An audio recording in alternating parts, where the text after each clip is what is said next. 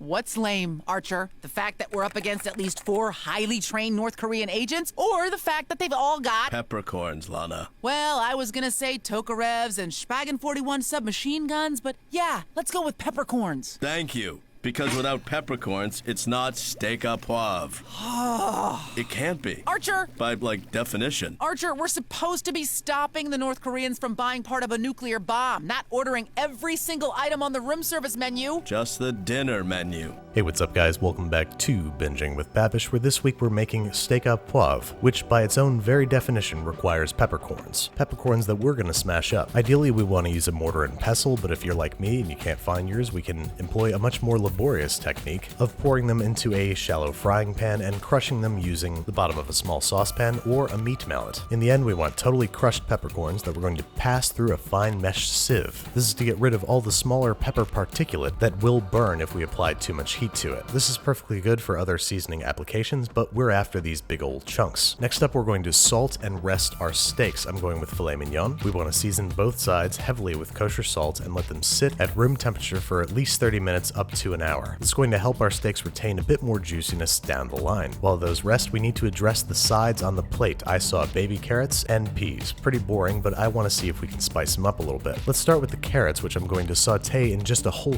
ton of butter, like a solid stick's worth that I'm going to get foaming over medium heat. Make sure not to get your butter too hot. I'll explain why later. Once it's all melted and nice and bubbly, we're going to add our carrots. I got 1 pound of baby carrots here, and I'm going to start by just slow cooking them in the butter for 10 to 15 minutes until they just start to get a little soft. It's very important not to let the milk fats separate the way it does when you make brown butter, because then you'll have a watery, greasy liquid in the bottom of the pan instead of a nice cohesive sauce. And now to make the carrots interesting, I'm going to add a half cup of bourbon, which I'm going to flambe. Give that a little shake until all the fire goes away. And then I'm going to add maybe a 1/4 cup of orange juice for a little acidity and flavor. And to both help sweeten and thicken the sauce, I'm going to add 2 or 3 tablespoons of brown sugar. Then I'm just going to slowly stir and cook the carrots in this mixture until it reduces into a syrupy sweet glaze. When we get near the end of cooking, I'm going to add some freshly chopped thyme along with a few twists of freshly ground black pepper and a few sprinkles of freshly kosher to kosher salt. And like I mentioned earlier, I'm going to make sure not to let the butter brown, otherwise this is going to happen.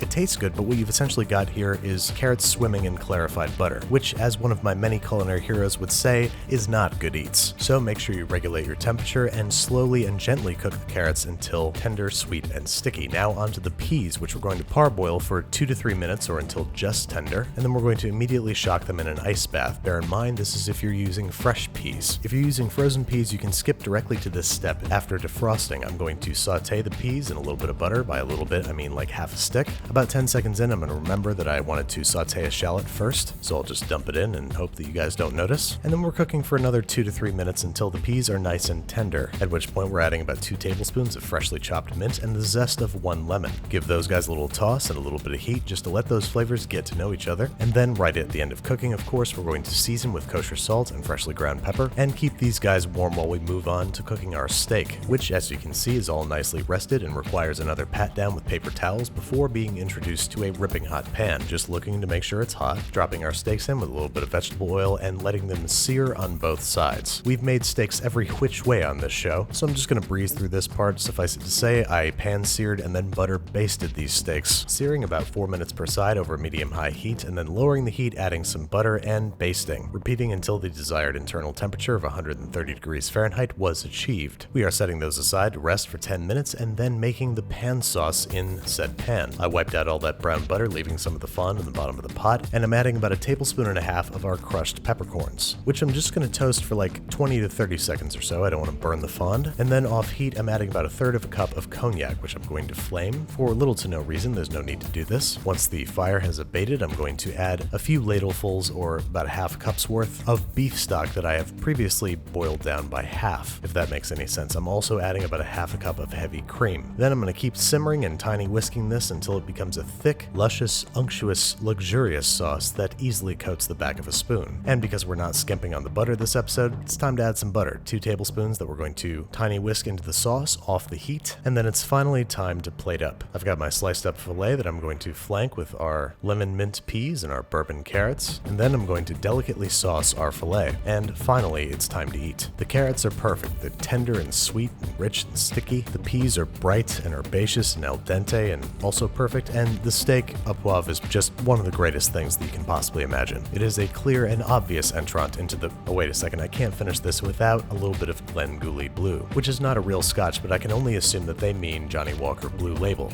Ugh, the things I have to do to be accurate on this show. For you guys, I will bite this bullet. And it's really tasty. It's not worth $200 a bottle, but I gotta say, it goes really, really well with Steak au Poivre. Archer might be an awful person, but the guy knows how to eat.